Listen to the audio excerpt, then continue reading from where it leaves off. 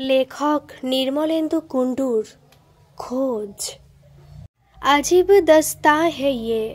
সুরেলা কলিং বেলটা বেজে উঠতেই উঠে দাঁড়ালো অনু। এই বাড়িটা কেনার পর বিপুলই এই কলিং বেলটা লাগিয়েছে। প্রচলিত টিং টংয়ের বদলে প্রতিবারই কোনো না কোনো গানের রিংটোন বেজে ওঠে। 4-5টা গান আছে বোধহয়, তারপর আবার রিপিটেশন হয়। বিপুলকে জিজ্ঞেস করায় বলেছিল, থাক না, সব কিছু চলতি ধারায় করতে গেলেই হবে নাকি? পুরনো গানের রিংটোন আছে, গানগুলো তো হারিয়েই যাচ্ছে। না হয় আমাদের বাড়িতে তাদের মুখরার প্রথম অংশটুকুই বাজুক। আসলে বিপুল খুব গান ভালোবাসে, শোনেও। গানের ব্যাপারে তেমন বাছবিচার নেই, তবে উচ্চাঙ্গ সঙ্গীতের দিকে ওর তেমন ঝোঁক নেই। ফিল্মি সঙ্গীত, রবীন্দ্রসঙ্গীত, ব্যান্ডেল গান সবই শোনে। ওর প্লেলিস্টও সবসময় আপ টু ডেট রাখে। অনু গানের অত পোকা না হলেও অপছন্দও করে না। মনি হয়েছে বাবার মতো। সে ছোট্টবেলায় রাইমস বা বাংলা ছড়ার গান শুনতে শুনতে খেত। তখন থেকে সুরের সাথে ওর যেন সংযোগ তৈরি হয়েছে। তেমন সুর পেলেই ওর হাত পা কোমর দুলে ওঠে। তাই কিছুটা বড় হতেই ওকে নাচের ক্লাসে ভর্তি করিয়েছিল অনু আর বিপুল। বাবার সাথে বসে প্রায়ই দুজনে মিলে পুরনো দিনের গান শোনে, আর ওর বাবা ওকে গুগল থেকে খুঁজে বা কোনো বই থেকে সেই গানগুলোর তৈরির ইতিহাস বলে। সেটাই ওদের কাছে কোয়ালিটি টাইম। অনুর অবশ্যই তাতে কোনো আপত্তি নেই। কাকে চাই? দরজাটা অল্প ফাঁক করে জিজ্ঞেস করলো অনু। দরজার ওপারে অনুর থেকে বয়সে ছোট একটি মেয়ে দাঁড়িয়ে আছে। পরনে চুড়িদার, সাথে মানানসই অ্যাক্সেসরিজ। প্রসাধনে উগ্রতা না থাকলেও বেশ মিষ্টি দেখতে মেয়েটিকে। পিঠে ছোট স্কুল ব্যাগ গোছের, আসলে ভ্যানিটি ব্যাগের একটু বড় ভার্সান, তবে অনুর অচেনা। নমস্কার, আমি অর্চনা। আমি বাইরে থেকে আসছি। ইনফ্যাক্ট এই বাড়িটা একসময় আমাদেরই ছিল, মানে আমার দাদুর। উনি এটা তরফদার আঙ্কেলকে বিক্রি করেন। তরফদার আঙ্কেল আপনাদের। এ সময়টায় আমি এখানে আসি। আসলে আমার দাদুর মৃত্যুবার্ষিকী সামনের শনিবার। বাইরে থাকায় পালন তো হয় নমনম করে। আমি এ সময়টা এখানে এসে ওনার স্মৃতিগুলোকে একটু ছুঁয়ে থাকি আর কি। এই আমার আই কার্ড। এক নিঃশ্বাসে কথাগুলো বলে নিজের আই কার্ড স্বরূপ পাসপোর্টটা বাড়িয়ে দিল মেয়েটি। ইতিমধ্যে অনুর পেছনে এসে দাঁড়িয়েছে বিপুল। শেষের কথাগুলো ওরও কানে গেছে। ও আই কার্ডটা নিয়ে দেখল, তাতে লেখা আছে অর্চনা খাসনবিশ। বাবার নাম প্রীতম খাসনবিশ। বর্তমান নিবাস আমেরিকা। বিপুলের মনে পড়ে গেল বাড়িটা কেনার ব্যাপারে কথাবার্তা বলার সময় শুভ্রজ্যোতি তরফদার বলেছিলেন তিনিও বাড়িটা কিনেছিলেন কোনো এক প্রীতম খাসনবিশের কাছ থেকে অল্প দামে, তবে বেশি দিন বাস করতে পারেননি। বছর 5 কাটানোর পরই হঠাৎ করে শুভ্রবাবুর মেয়ের মৃত্যু হয়। সেই আঘাত কাটিয়ে ওঠার জন্য উনি এই বাড়িটা থেকে চলে যেতে চাইছিলেন। কারণ হিসেবে বলেছিলেন মেয়ের পড়াশোনার জন্যই বাড়িটা নেওয়া। ওই যখন নেই তখন আর তিনি এটাকে রাখতে চান না। গ্রামে গিয়ে বসবাস করবেন। বাজার দরের থেকে কমেই বাড়িটা পেয়েছিল বিপুল। এত কথার ডিটেলে হয়তো মনে থাকতো না বিপুলের, কিন্তু খাসনবিশ টাইটেলটা একটু ইউনিক বলেই হয়তো মনে থেকে গিয়েছিল নামটা। অনুর দিকে তাকে ইশারা করতেই ও দরজাটা খুলে দিল। মেয়েটি মানে অর্চনা ঢুকে এলো ভেতরে। Thank you so much. আমি আজকেই এসেছি। লাগেজ যেটুকু না থাকলেই নয়, তা একটা ছোট সুটকেসে ভরে একটা হোটেলে রেখে এসেছি। আমার দাদুর স্মৃতি বিজড়িত এই বাড়িটা আজও ভুলতে পারি না। কত খেলেছি এখানে, বড় হওয়াটাও এখানেই বলতে পারেন। বাবার জব ছিল বাইরে, তাই তিনি মেয়েকে শিক্ষিত করার জন্য শহরে রাখতে চেয়েছিলেন। আর দাদুর বাড়ির থেকে বেশি নিরাপত্তা আর কোথায় পাবেন? কাজেই একটু চা করে দিই? অনুর ছোট্ট প্রশ্ন। না না, থাক। আপনি আমেরিকায় কত বছর আছেন? বিপুল জিজ্ঞেস করল। এই বাড়ি থেকে বেরিয়েছি বছর 12 আগে। আপনার বাংলা তো পুরো টান টান। আমেরিকার গন্ধ লাগেনি একটুও? আমার দাদু ছিলেন বাংলার অধ্যাপক। উনি বলতেন কোনো ভাষাকে ভুলতে চাইলে অল্প দিনেই ভুলে যাওয়া যায়, আর মনে রাখতে চাইলে আজীবন। দাদু আপনার জীবনের রোল মডেল ছিলেন দেখছি, তা বলতে পারেন। Hello princess. ইতিমধ্যেই ঘরে এসে উপস্থিত হয়েছে মনি। অবাক হয়ে দেখছে নতুন অতিথিকে। তোমার নাম কি? মণি মায়ের দিকে তাকালো। অনু হালকা ঘাড় নাড়ল। মণিমালা বসু। ওয়াও, মিষ্টি নাম। আমাকে বন্ধুরা আর্চিস বলে ডাকতো জানো। তখন এই নামে একটা কার্টুন বেরোতো।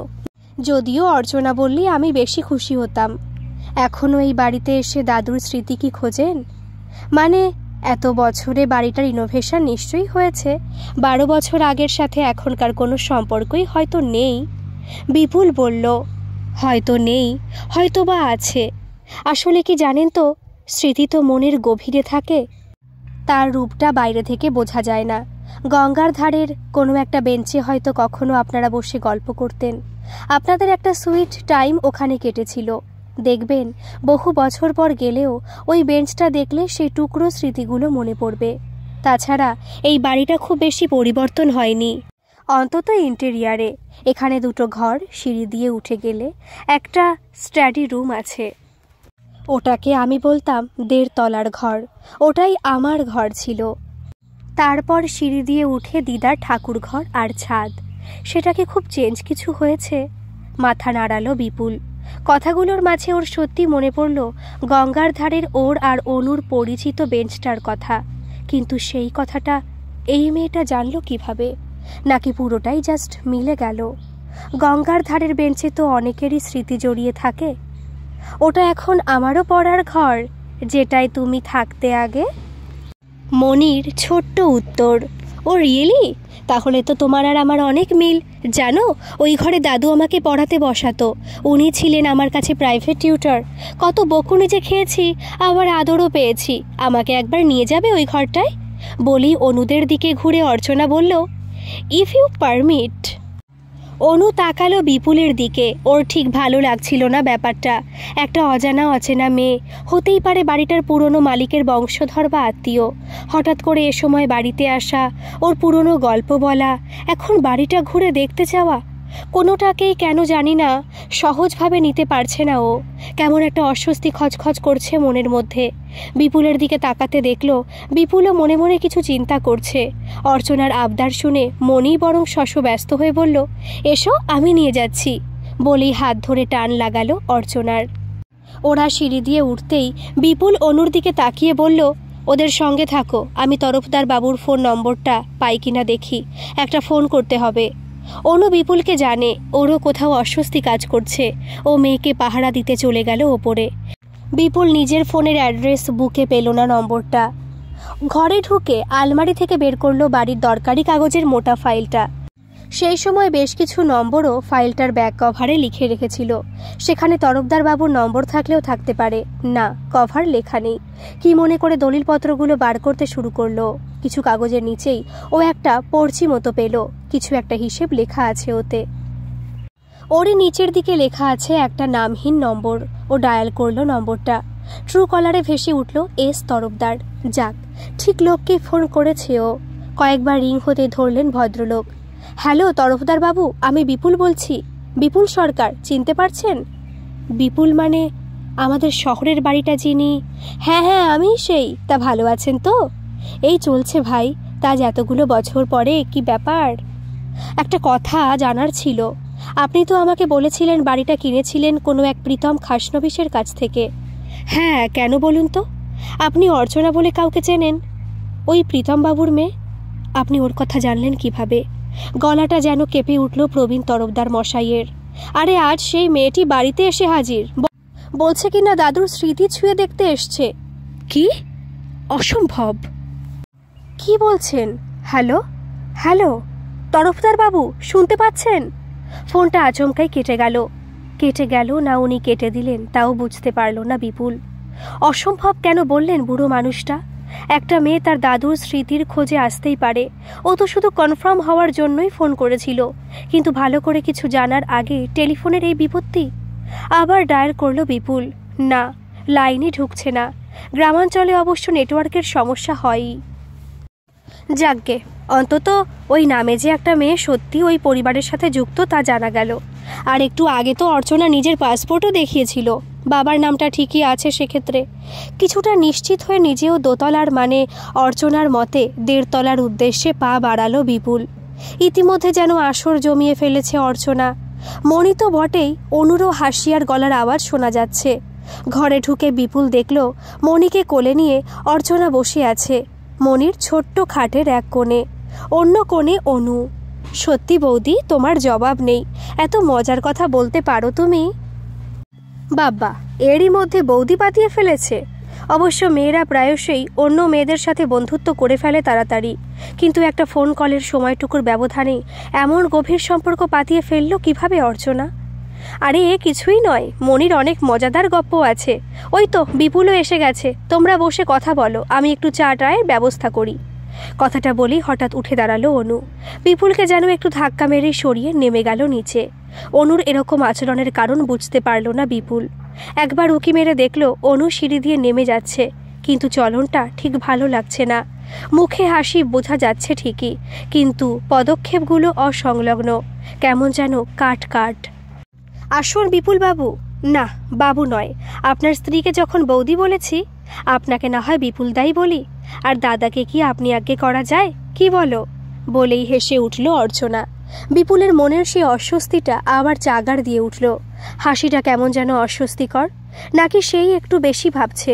মানে কিছুই তো অস্বাভাবিক ঠেকছে না, তবু মনের মধ্যে কেমন যেন। কি হলো বিপুল দা, দাঁড়িয়ে কেন? বসো। বাড়িটা তো এখন তোমাদেরই নাকি? আমি তো বরং অতিথি। অর্চনার কথা বলার ভঙ্গিতে এক ধরনের রহস্যময়তা আছে। তবু বিপুল তৎক্ষণাৎ কিছু না বলে খাটের দিকে একটু সরে এসে একটা চেয়ারে টেনে নিয়ে বসল। আমেরিকায় আপনি কি করেন? এ কি, আমি তোমাকে দাদা বলছি আর তুমি আমাকে আপনি করে বলছো? তুমি বলো স্বচ্ছন্দে, নাকি বউয়ের ভয়ে তুমি বলছো না? আবার হেসে উঠল অর্চনা, সেই রহস্যময় হাসি। না না, বেশ তো। আমেরিকায় তুমি কি করো? অপেক্ষা। অপেক্ষা মানে? মানে প্রতীক্ষা। হিন্দিতে বললে ইন্তেজার, ইংরেজিতে বললে ওয়েট। কী সব বলছো তুমি? আমি তো কিছুই। আরে বাবা, আমার বেসিক্যালি কাজ কারবার কিছু নেই, শুয়ে বসেই কেটে যায় বলতে পারো। শুধু এই সময়টার জন্য অপেক্ষা করি, এই দাদুর মৃত্যুবার্ষিকীর সময়টা। এই সময়টায় দাদুর স্মৃতিগুলো খুঁজতে চলে আসি এখানে, এই যেমন আজ এসেছি। দাদুকে খুব ভালোবাসতে?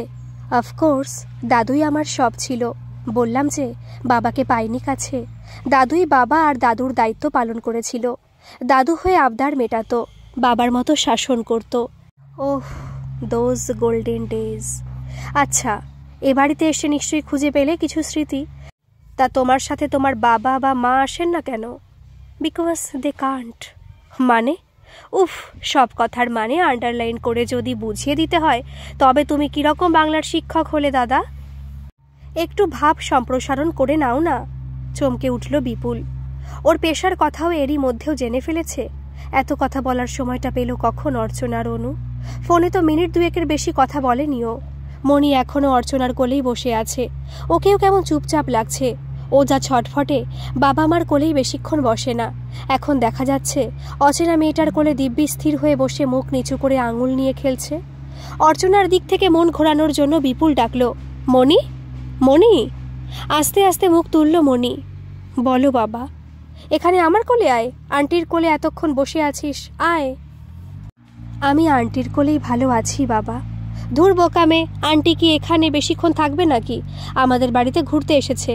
মা কিছু স্ন্যাক্স আনতে গেছে, কিছুক্ষণ পরেই চলে যাবে।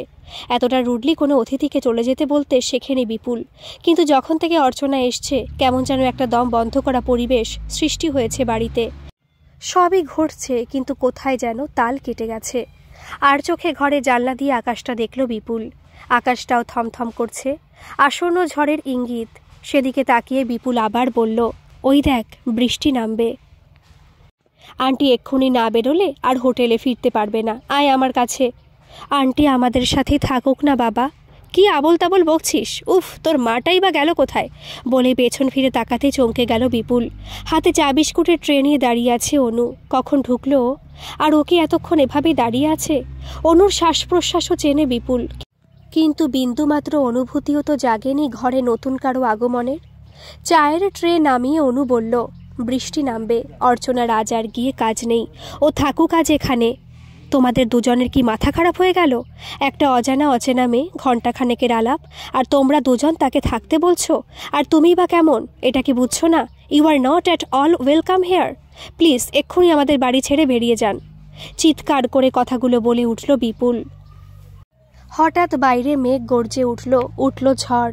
এলোমেলো হাওয়া জানালা দিয়ে ঢুকে আলুথালু করে তুলল ঘরের মধ্যেকার কাগজপত্রগুলোকে। হঠাৎই বিদ্যুতের ঝলকানি হলো, আর শুরু হলো মুষলধারে বৃষ্টি। মণিকে কোল থেকে নামিয়ে উঠে দাঁড়ালো অর্চনা। পায়ে পায়ে বিপুলের কাছে এগিয়ে এসে ওর চোখে চোখ রেখে বলে উঠল, বৃষ্টি নেমে গেছে, আর যে আমার বাইরে যাওয়ার উপায় নেই দাদা, আজ আমি এখানেই থাকবো। কি বললি? এক্ষুনি বেরো বাড়ি থেকে। মুহূর্তে মাথাটা গরম হয়ে উঠল বিপুলের। সাধারণত ঠান্ডা মাথার বিপুলের এরকম বাক্য ব্যবহারে চমকে উঠল স্বয়ং বিপুলই। যেন কোনো এক অজানা শক্তি ভর করেছে ওর ওপর। হয়তো পরিবারের এমন বিপদের দিনে বিপুলের ভেতরকার শক্তি ওকে এভাবে মোকাবিলা করার শক্তি যোগাচ্ছে। কিন্তু না, আগন্তুক মেয়েটার দিকে এগোতে পারল না বিপুল। হঠাৎ একটা দমকা বাতাস যেন ঠেলে ফেলে দিল বিপুলকে। সেই হাওয়ায় যেন দানবীয় শক্তি। বিপুল উঠে দাঁড়াতে চাইল, কিন্তু পারল না। চোখ দুটো বন্ধ হওয়ার আগে সে শুধু দেখতে পেল মণি আর অনুর ভাবলে শিন চারটে চোখ। চোখ মেলতেই রৌদ্রের ছটায় সঙ্গে সঙ্গে চোখটা বন্ধ করে নিল বিপুল। তারপর আবার আস্তে আস্তে চোখ মেলল। দেখল সে ঘাসের উপর পড়ে আছে। ঘাসটা ভেজা, সম্ভবত শিশির। তার চোখ মুখের সাথে পোশাকও একটু আধটু ভেজা ভেজা লাগছে। আস্তে আস্তে উঠে বসল সে। এ কোথায় এসে পড়েছে ও? আশেপাশে তাকিয়ে হঠাৎ করে জায়গাটা চিনতে পারল না ও। একটা বাগান মতো। না, বাগান নয়, একটা রাস্তার পাশে সাধারণ কিছু গাছগাছরা, ঘাসের আস্তরণ। রাস্তাটাও ইটে বাঁধানো, তবে মাঝে মাঝেই তা ক্ষয়ে গেছে। ডান দিকে যেটুকু চোখে পড়ছে রাস্তাটা এঁকে বেঁকে চলে গেছে, তবে বেশি দূর দৃষ্টি যাচ্ছে না, কারণ কিছুটা দূরেই কুয়াশাচ্ছন্ন। ঠান্ডা লাগছে বিপুলেরও। তবে কি এটা শীতকাল? কিছুই বুঝতে পারল না বিপুল। কিন্তু তক্ষুনি তার মনে পড়ে গেল তার বাড়ির কথা। অনু আর মণিকে নিয়ে তার ছোট্ট সাজানো সংসার। হঠাৎ কালবৈশাখীর মতো অর্চনা নামের একটা মেয়ের আবির্ভাবে বদলে গেল সব কিছু। অতি প্রাকৃত ঘটনাকে মন থেকে মানতে না পারলেও আজ যা যা হলো তাকে কিভাবে ব্যাখ্যা করবে ও? কে এই মেয়েটা? কি চায় ও? কেন বিপুলদের ওপরেই ওর এত আক্রোশ? ও কি অনু আর মণিকে বশ করেছে? তাই যদি হয় তবে বিপুলকে কেন বশ করতে পারল না ও? ও তো বেশ কিছুক্ষণ মেয়েটির সাথে কথা বলছিল। মাথাটা ভো ভো করছে বিপুলের। ও আর ভাবতে পারল না। হঠাৎ বাদিকে চোখ পড়তেই ও একটা বাড়ি দেখতে পেল। বাড়িটার রংচটা অবস্থা দেখে ওর বর্তমান দারিদ্র্যের কথা বুঝতে পারা গেলেও গঠন দেখে বোঝা যায় একসময় এটি গমগম করত। বেশ অবস্থাপন্ন লোকের বাড়ি। আশেপাশে আর কিছুই নজরে পড়ছে না বিপুলের। তাই ৭-৫ না ভেবেই এগিয়ে গেল বাড়িটার দিকে। একটু এগোতেই দেখতে পেল বাড়িটার গেট খুলে বেরিয়ে এলেন এক বয়স্ক ভদ্রলোক। পরনে সাদা ধুতি, সাদা উত্তরীয়, তবে কুয়াশা মাখা শীতেও কোনো ভারী কাপড় পরেননি। পিঠ থেকে ঝুলন্ত পইতে দেখে ওকে একজন ব্রাহ্মণ বলেই মনে হলো। ভদ্রলোক দরজা খুলে বেরিয়ে এসেই উল্টো দিকে চলতে আরম্ভ করলেন। বিপুলের আপাতত আর কোনো দিকে যাওয়ার উপায় নেই। ও জানে না ও কোথায়, বেঁচে আছে কিনা সেটাও জানে না। শুধু বুঝতে পারছে আশ্চর্যজনকভাবে এই অদ্ভুত জায়গায় এসে পড়লেও ওর পূর্ব স্মৃতি লুপ্ত হয়নি। আর তাই পরিবারের আশু এই বিপদ মুক্তির জন্য সে ছটফট করছে। কিন্তু এই জায়গাটার কথা একমাত্র জানাতে পারেন ওই ভদ্রলোকই। তাই বিপুল পিছু নিল ভদ্রলোকটার। শুনছেন? বলছি শুনছেন? না, বিপুলের ডাকে কোনো সাড়া না দিয়ে ভদ্রলোক এগিয়ে চলছেন সামনের দিকে। কুয়াশা এখন খুব ঘনও নয়, আবার খুব পাতলাও নয়। বিপুল ওর হাঁটার গতি বাড়ালো, কিন্তু আশ্চর্য, ভদ্রলোকের সাথে দূরত্ব কিছুতেই কমছে না। যেন একটা নির্দিষ্ট দূরত্ব বজায় রেখে ভদ্রলোক চলেছেন তার গন্তব্যে। বিপুল বুঝল চেষ্টা করলেও তার ফল শূন্য। ওই দানবীয় ঝড়ই তাকে এনেছে এখানে। তাই এখানে যা যা ঘটবে তাকে তার মতো করে গ্রহণ করতে হবে বিপুলকে।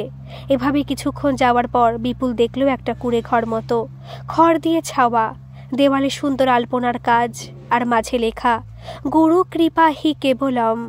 বিপুল বুঝল ও হয়তো কোনো আশ্রমে এসে পড়েছে, আর এই বৃদ্ধ হলেন সেই আশ্রমের গুরু বিশেষ। কিন্তু আশ্রমে গুরু তো আশ্রমে থাকেন, ইনি তো বেরোলেন একটা পাকা বাড়ি থেকে। কি যে সব হচ্ছে! সেই বৃদ্ধের পিছু পিছু বিপুলও ঢুকলো আশ্রমে। আশ্রমে আরও কিছু আশ্রমিক আছেন, হয়তো তারা ভক্তবৃন্দ। তারা কিন্তু কাজ করে চলেছেন সুশৃঙ্খলভাবে, যেন বিপুলের অস্তিত্বই তারা টের পাচ্ছেন না। বিপুলের অবশ্য তাতে কিছু যায় আসে না। একটা অপ্রশস্ত ঘরের মধ্যে ঢুকলেন বৃদ্ধ। এদিক ওদিক দেখে বিপুলও তার পিছু নিল। বৃদ্ধটি ঘরের মাঝখানে এক আসনে পদ্মাসনে বসে আছেন, চোখ দুটো বন্ধ। তবে কি উনি ধ্যানে বসলেন? বিপুল এখন কি করবে? ডাকবে? না ধ্যান ভঙ্গ করলে যদি রেগে যান? কিছুক্ষণ চুপচাপ দাঁড়িয়ে রইল বিপুল। কিন্তু এভাবেই বা কতক্ষণ দাঁড়িয়ে থাকা যায়? বাইরেও তো অনেকে আছেন, তাদের কিছু জিজ্ঞেস করলে হয় না? অন্তত এই জায়গাটা কোথায় তা তো জানা যেত। এই ভেবে বিপুল পিছু ফিরে দরজা দিয়ে বেরোতে যাবে, এমন সময় দাঁড়াও, একটা দৃঢ় কিন্তু শান্ত কণ্ঠস্বর বলে উঠল। কণ্ঠস্বরটার মধ্যে যেন একটা সম্মোহনী শক্তি ছিল, এক ধরনের হিস হিসে ভাব। ঘুরে দাঁড়ালো বিপুল। ওর ঠিক সামনে দাঁড়িয়ে আছেন সেই বৃদ্ধ। ও চমকে উঠল। এরই মধ্যে ধ্যান ভঙ্গ করে আসন ছেড়ে উঠে এখানে চলে এলেন, অথচ বিপুল কিছু টেরই পায়নি। পরিবারকে বাঁচাতে চাইলে আমার কথাগুলো মন দিয়ে শোনো। আর কিছু বলার আগেই দুহাত জুড়ে বৃদ্ধটির পায়ে লুটিয়ে পড়ল বিপুল। আমার পরিবারকে বাঁচান। আমি জানি না কোত্থেকে কি হয়ে গেল, কে ওই মেয়েটি, আমাদের বাড়িতে হঠাৎ ওর আসার কারণ কি, কিচ্ছু জানি না। আমার মেয়েটা, আমার স্ত্রী, ওরা তো কিছু করেনি। তাহলে শান্ত হও। যদিও জানি এই মুহূর্তে শান্ত থাকা সম্ভব নয়, তবু শান্ত হয়ে না শুনলে তুমি এর সুরাহা করতে পারবে না। একটু শান্ত হলো বিপুল। বলুন। মেয়েটির নাম তো তুমি জানোই, অর্চনা। মেয়েটির বাবা থাকতো বিদেশে কর্মসূত্রে। ছোট থেকেই ওর ভেতর কিছু অদ্ভুত ক্ষমতা প্রকাশ পেতে থাকে। ও কোনো কিছুর গন্ধ সহজেই টের পেত। ওর চোখে কিছু একটা ছিল। ও চাইলে যে কোনো কাউকে সম্মোহিত করতে পারত নিমেষেই। তারপর তাকে দিয়ে নিজের ইচ্ছে মতো কাজ করাতে পারত। প্রথম বন্ধুকে দিয়ে হোম ওয়ার্ক করিয়ে নেওয়া বা বন্ধুর সাথে মজা করার মধ্যে ব্যাপারটা সীমাবদ্ধ ছিল। এমনকি স্কুলেও এটাকে একটা স্কিল হিসেবেই দেখা হতো। কেউ কেউ তো ম্যাজিশিয়ান হিসেবে ওর কেরিয়ার হতে পারে বলেও মত দিতেন। কিন্তু যত বড় হতে লাগলো, ওর এই ক্ষমতাকে ও অপব্যবহার করতে লাগলো। বিশেষ করে যখন থেকে ও 16 পেরোলো, মুখচোরা মেয়েটা আস্তে আস্তে বারমুখী হতে শুরু করলো। ছেলেদের প্রতি আকর্ষণ বাড়লো। ওই বয়সে যা স্বাভাবিক, কিন্তু মুশকিল হলো ও খুব জেদি হতে শুরু করলো। ওর যা চাই তা চাই। এবার ওর একটি ছেলেকে পছন্দ হলো, কিন্তু ছেলেটি ওকে পাত্তা দিত না। এমনকি সে অন্য একটি মেয়ের সাথেও সম্পর্কে জড়ালো। একটা সময় পর ওর ক্ষমতার অপপ্রয়োগ ঘটালো। ছেলেটিকে সম্মোহিত করে তাকে খুন করলো। ওর মধ্যেকার নৃশংসতার সেই প্রথম প্রকাশ। ঘরের মধ্যে নিস্তব্ধতা। এই কুকীর্তি করার পরও কিন্তু অর্চনা নির্বিকার। শুধু ও সব কথা খুলে বলেছিল ওর দাদুকে। দাদু ওর সব থেকে কাছের মানুষ ছিল। একটা সামান্য পেশার সাথে যুক্ত হলে ওর দাদু ছিলেন তন্ত্রজ্ঞ। তার কিছু শিষ্যও ছিল, কিন্তু কখনো উনি ওনার বিদ্যার অপপ্রয়োগ ঘটাননি। প্রিয় নাতনির কীর্তির কথা শুনে উনি অবাক হয়ে গেলেন। ওকে অনেক করে বোঝালেন এই ঈশ্বর দত্ত ক্ষমতা যে এভাবে প্রয়োগ করতে নেই, তাও বোঝালেন। অর্চনা কথা দিল ও আর এমন করবে না। দাদু একটু নিশ্চিন্ত হলেন। ভাবলেন নাতনি নিশ্চয়ই তার কথার অমান্য করবে না। কিন্তু উনি পুলিশকে ব্যাপারে জানালেন না কেন? আলটিমেটলি ও তো খুন করেও পার পেয়ে গেল। নীরবতা ভেঙে বিপুল জিজ্ঞেস করল। বিপুলের দিকে এক পলক তাকিয়ে বৃদ্ধটি বললেন, অন্ধ স্নেহ। ধৃতরাষ্ট্র ভুগেছিলেন, আর অর্চনার দাদু তো সাধারণ মানব মাত্র। তাছাড়া পুলিশি তদন্তে কোথাও অর্চনার নাম এলো না। ছেলেটির বাবা মার ব্যাকগ্রাউন্ড, তাদের কোনো শত্রু আছে, ছেলেটির কোনো শত্রু আছে কিনা, এসবই খোঁজা হলো। অর্চনার নাম কারো মাথাতেই এলো না। তারপর দাদু তো নিশ্চিন্তে আছেন ওর নাতনি শুধরে গেছে ভেবে। এদিকে নাতনি নিজের কাজ ঠিকই করে চলেছে। তার সাথে যোগ হয়েছে ওর অদ্ভুত নির্লিপ্ততা। দাদু কেউ আর বেশি কিছু বলতো না, অন্তত ওর সম্পর্কগুলোর ব্যাপারে। বেশিরভাগ ক্ষেত্রেই ওর পছন্দ মতো ছেলেকে নিজের করে না পেলে তাকে পৃথিবী থেকে সরিয়ে দিত। আর সেটা এমন নিপুণ দক্ষতায় করত যে ওকে ধরা সহজ হতো না। পুলিশ 2-1বার খোঁজ খবর নিলেও বেশি দূর এগোতে পারেনি। পুলিশকে দেখে ওর কান্নায় ভেঙে পড়া মুখ দেখে ওর দাদুও নিঃসন্দিগ্ধ হতেন। ওর নাতনি কিছু করেনি ভেবে ভাবতেন যে ছেলেটি খুন হয়েছে তার সাথে সম্পর্কিত সকলের সাথেই তো পুলিশ জিজ্ঞাসাবাদ করে। এও তেমনি। হায় রে, অন্ধ স্নেহ। আবার কিছুক্ষণের স্তব্ধতা। যেন একটা ঘোরের মধ্যে চলে গেছে বিপুল। ও যা শুনছে তা বিশ্বাস করতে কষ্ট হচ্ছে ওর, কিন্তু অবিশ্বাসও করতে পারছে না। অন্তত অর্চনার সম্মোহন করার ক্ষমতা নিয়ে তো নয়ই।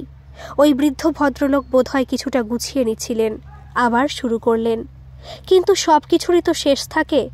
অর্চনার এই লুকোচুরি খেলারও শেষ হলো। ওর এক অধ্যাপককে পছন্দ হয়েছিল। সেই পছন্দের ব্যাপারটা ওর যে গুটি কয়েক বান্ধবী ছিল তারাও জানত। ততদিনে ও সাবালিকা হয়েছে, ভালো মন্দ সবই বোঝে। ও কিছুটা জোর করে সে অধ্যাপকের কাছে পড়তে ঢুকল। অধ্যাপক মশাই কাউকে টিউশন দিতেন না, কিন্তু এবার তিনি বারণ করতে পারলেন না। বুঝতেই পারছো, অর্চনায় কিছুটা সম্মোহিত করেছিল ওকে। কয়েকদিন যাতায়াত করতে করতে অধ্যাপক মশাইকে একদিন নিজের মনের কথা জানালো ও। সঙ্গে সঙ্গে অধ্যাপক মশাই এই অবান্তর প্রস্তাব নাকচ করলেন। মাথায় খুন চেপে গেল ওর, হিতাহিত জ্ঞানশূন্য হয়ে পড়ল ও। প্রয়োগ করল ওর অমোঘ অস্ত্র। কয়েক সেকেন্ডের মধ্যে লুটিয়ে পড়ল অধ্যাপকের দেহ। ঝটিতি ওই বাড়ি থেকে বেরিয়ে পড়ল অর্চনা। তবে তাড়াহুড়োতে ওর ব্যাগটা আনতে ভুলে গেল। পাড়ার মাথায় আড্ডা মারা ছেলেগুলো দেখল একটা মেয়ে প্রফেসরের বাড়ি থেকে দ্রুত পদে বেরিয়ে চলে গেল। তখন অধ্যাপক মশাইয়ের ফ্যামিলি বাড়ি ছিল না, তাই ওরা অন্য কিছু ভেবে মুখ টিপে হাসল। রাত 10টা নাগাদ ফ্যামিলি ফিরতেই জানাজানি হলো সব কিছু। পুলিশও এবারে খুব সহজেই নাগাল পেল অর্চনার। ওকে ধরে নিয়ে গেল ও পাল্টা অভিযোগ করল অধ্যাপক মশাইয়ের নামে। ফলে কেসটা সরাসরি খুন থেকে ঘুরে গেল আত্মরক্ষার্থে খুনের দিকে। ওর বাবা অনেক দৌড়ঝাঁপ করল, ওর যত যোগাযোগ ছিল সব কাজে লাগালো। কোনো ক্রমে মৃত্যু মুখ থেকে ফিরিয়ে আনলো অর্চনাকে। এখানে আর রাখা নিরাপদ মনে করল না মেয়েকে। নিজের সাথে নিয়ে চলে গেল অর্চনাকে। আর ওর দাদু? ছোট্ট প্রশ্ন বিপুলের। ওর দাদু স্বভাবতই ভেঙে পড়লেন, ভাবলেন এ তারই শিক্ষার দোষ। মেয়েটাকে তিনি মানুষ করতে পারেননি। দোষ দিলেন নিজের তন্ত্র শিক্ষাকেও। তিনি ভাবলেন তন্ত্র শিক্ষার অনেক ভালো দিকের পাশাপাশি খারাপ দিকও থাকে। অনেক ক্ষেত্রে তা একই মুদ্রার এপিটোপিট। সরু সুতোর ওপর দিয়ে হাঁটতে হয়। তিনি হয়তো তন্ত্র শিক্ষাকে সদর্থে ব্যবহার করতে চেয়েছিলেন, কিন্তু কখনো কোনো কারণে তার কুদিকের উন্মোচন ঘটেছে তারই অজান্তে। আর সেটাই বাসা বেঁধেছে তার প্রিয় নাতনির মধ্যে। এই ভাবনা আর নাতনির সঙ্গে দূরত্ব তাকে অসুস্থ করে ফেলল। তিনি বুঝতে পারলেন ধীরে ধীরে তিনি মৃত্যুর দিকে যাচ্ছেন। অর্চনার ফিরে আসেনি দাদুর কাছে? না, তবেও আসতে চাইতো। ওর বাবা ওকে আসতে দিত না। দাদু ওর আশা করতেন না। তবে একদিন একটা খবর এসে পৌঁছলো দাদুর কানে। অর্চনার বাবা মা অ্যাক্সিডেন্টে মারা গেছে। খবরটা শুনে প্রথমে বিশ্বাস হলো না দাদুর। উনি গিয়ে নিয়ে আসলেন অনাথা নাতনিকে। দেখলেন নাতনি বাবা মাকে হারিয়ে মুষড়ে পড়ার বদলে দাদুর কাছে আসায় খুশি হয়েছে। নাতনির এই ভাব দাদুর ভালো লাগলো না, কিন্তু নাতনিকে তা বুঝতে দিলেন না। ওর মনে একটা সন্দেহ উকি মারছিল। উনি নাতনির সাথে কথা বলা শুরু করলেন স্বাভাবিকভাবেই। কথা বলতে বলতে অবশেষে বের করে আনলেন কাঙ্ক্ষিত সত্যটা। অর্চনাই ওর বাবা ও মাকে সম্মোহিত করে গাড়িতে বসিয়ে গাড়িকে চালু করে ঠেলে দিয়েছিল মেন রাস্তায়। সম্মোহনের ঘোর কাটতে না কাটতেই ওর বাবা চেষ্টা করেছিল গাড়ির মুখ ঘোরানোর, কিন্তু ততক্ষণে অন্য দ্রুত গতির গাড়ি ওদের ধাক্কা মেরে দিয়েছে। আর সহ্য করতে পারলেন না দাদু। ভাবলেন ওর একটা বিহিত করতেই হবে। কি করলেন উনি? কি করলেন? বলেই রহস্যময় মুখ করে নিঃশব্দে হাসতে লাগলেন বৃদ্ধটি। হাসির অর্থ বুঝতে না পেরে ফ্যালফ্যাল করে চেয়ে রইল বিপুল। বৃদ্ধটির সেই রহস্যময় হাসি বিপুলকে আরও উদ্ভ্রান্ত করে তুলল। সেই অহেতুক হাসির কারণ বুঝতে পারল না। অর্চনার ইতিহাস শুনতে শুনতে ও ঘোরের মধ্যে চলে গিয়েছিল ঠিকই, কিন্তু ওর মনের অন্তঃস্থলে তখনও একটা কথাই ঘুরছে, ওর পরিবারের বিপন্নতার কথা, ওদের বাঁচানোর আকুল ইচ্ছের কথা। তাই বৃদ্ধটির এই হাসি ওর সহ্য হলো না। বৃদ্ধটি তাকে শান্ত থাকতে বললেও আর শান্ত থাকতে পারল না সে। একটু চেঁচিয়েই বলে ফেলল, আপনি এভাবে হাসছেন কেন? আপনি তো বললেন আমার পরিবারকে বাঁচানোর উপায় বলবেন। এখন থেমে গেলেন কেন বলুন? বৃদ্ধের মুখ গম্ভীর হলো। তিনি কিছুক্ষণ বিপুলের মুখের দিকে তাকিয়ে রইলেন। তারপর বললেন, একজন তন্ত্রজ্ঞানী পণ্ডিত সেই মুহূর্তে কি করতে পারে? যিনি দেখছেন তার সাধনাতেই হয়তো কোনো ত্রুটি ছিল, তাই সেই সাধনার কুদিক রূপে উঠে আসা কোনো কুশক্তি ভর করেছে তার প্রিয় নাতনির শরীরে। একজন সাধারণ মেয়ের পক্ষে এতখানি নৃশংসতা দেখানো সম্ভব? উনি তাই ঠিক করলেন এর প্রতিকার নিজেই করবেন। শুরু করলেন পুনরায় তন্ত্র সাধনা, সেই কুশক্তিকে বশে আনার যোগ্য প্রক্রিয়া। যে জ্ঞানকে উনি লুকিয়ে রেখেছিলেন এই জনারণ্যে, তার উন্মোচন ঘটানোর জন্য বেছে নিলেন এক জনবিরল স্থান। কিছুদূর গ্রামের এক শ্মশানে যেতে লাগলেন মাঝে মাঝেই। অবশ্যই রাত্রে হতো তার সেই গমন। তবে মাঝরাত বরাবর ফিরে আসতেন তিনি, যাতে তার পরিবারও কিছু টের না পায়। কিন্তু যে শক্তি তন্ত্র শক্তি থেকে উদ্ভূত সে তো টের পাবেই। তাই হঠাৎই একদিন অর্চনা প্রশ্ন করে বসল, তুমি কোথায় যাও দাদু? আজকাল প্রায় দেখি রাতে দেরি করে ফিরছ। ও, আমার কিছু শিষ্য আছে তা তো জানিস, তাদেরই বাড়ি মাঝে মাঝে যাই। তারা মনে করে তাদের গুরুদেবের পায়ের ধুলো যদি তাদের বাড়িতে পড়ে তবে তাদের বাড়ি নাকি ধন্য হবে। আমি সেসবে বিশ্বাস না করলেও ওদের আস্থাকে কষ্ট দিতে চাই না। তাছাড়া ওখানে গেলে ওরাও তো কিছু প্রণামী দেয়। তুমি ঠিক বলছো তো? হ্যাঁ রে, ভুল বলবো কেন? তোর দিদাকে বলে রেখেছি তো। অর্চনা এক দৃষ্টিতে তাকিয়ে রইল দাদুর দিকে। দাদু ওর এই দৃষ্টির অর্থ জানেন। ও দাদুকে সম্মোহিত করার চেষ্টা করছে, কিন্তু ও জানে এ ব্যর্থ চেষ্টা। ছোট থেকেই ও এই কাজে ব্যর্থ হয়েছে, কারণ অবশ্যই দাদুর ধীর শক্তি ও তন্ত্রজ্ঞানী হওয়ায় এই ধরনের সম্মোহনী বিদ্যাতে পারদর্শিতা। তাই অর্চনার দাদুকে সমঝে চলত। বাড়ির বাইরে যাবতীয় কাণ্ড ঘটালেও বাড়িতে লক্ষ্মী মেয়ে। আর ওর এই দুমুখ চলা দাদু প্রথম দিকে বুঝতে পারেননি বলেই অন্ধ স্নেহ পেয়ে বসেছিল তাকে। কিন্তু এবার দাদু অর্চনার দু চোখে যেন অন্য কিছুর অস্তিত্ব খুঁজে পেলেন। অর্চনার চোখের তারা দুটো একদম স্থির এখন, কিন্তু ধীরে ধীরে তারা রং বদলাতে লাগলো। যে কোনো সাধারণ মানুষ এতে ভয় পেতে বাধ্য, কিন্তু দাদু তো এরকমই কিছু আন্দাজ করেছিলেন, তাই তিনিও এর শেষ দেখতে চাইলেন। তুমি কোথায় যাও দাদু? প্রশ্ন করল অর্চনা, কিন্তু গলার আওয়াজটা কেমন যেন অন্যজনের মতো মনে হলো। এক্ষুনি তো বললাম তোকে। তাই যেন সত্যি হয় দাদু। গলার স্বর আর একটু ভারী হলো এবার। মুখে ফুটে উঠল একটি কুটিল হাসির রেখা। আর তা যদি না হয় তবে তুমি জানো কি মহাপ্রলয় ঘটতে পারে। তোমার নাতনির বাঁচা মরা এখন তোমার হাতেই। দাদুর যা জানার যা দেখার তা হয়ে গেছে। তার চিন্তা যে সঠিক পথে এগোচ্ছিল তার প্রমাণ তিনি পেয়ে গেলেন। কিন্তু এক্ষুনি কিছু করা যাবে না, আপাতত পরিস্থিতিকে নিয়ন্ত্রণে রাখতে হবে। তাই তিনি ধমকে উঠলেন, অর্চনা! যেন সম্বিত ফিরে পেল অর্চনা। কি হয়েছে দাদু? তোর বোধহয় একটু বিশ্রাম দরকার। রাতও হয়েছে অনেক, তোর দিদার কাজও বোধহয় শেষ হয়ে এসেছে। আমরাও শোবো। হ্যাঁ দাদু, শরীরটা অবসন্ন লাগছে, আমি আসছি। বলে ধীরে ধীরে উঠে নিজের ঘরের দিকে গেল অর্চনা। দাদু নিজের আশু কর্তব্য ঠিক করে ফেলেছেন। উনি জানেন এর ফল ভালো হবে না। ওর সাধের মানুষকে উনি হারাবেন চিরতরে, কিন্তু এভাবে মেয়েটাকে দেখতেও পারছেন না। তাই এই পথটাই সঠিক পথ বলে বিবেচনা করলেন। সেদিন ছিল অমাবস্যা। যাবতীয় ব্যবস্থাই করাতে করে এসেছেন উনি। আজ সেই মাহেন্দ্রক্ষণ, ওনার অধীত বিদ্যাকে কাজে লাগানোর দিন। যদিও তিনি নিশ্চিত নন কাজটা তিনি সফলভাবে করতে পারবেন কিনা, কারণ এর আগে এই বিদ্যা তিনি কখনো প্রয়োগ করেননি।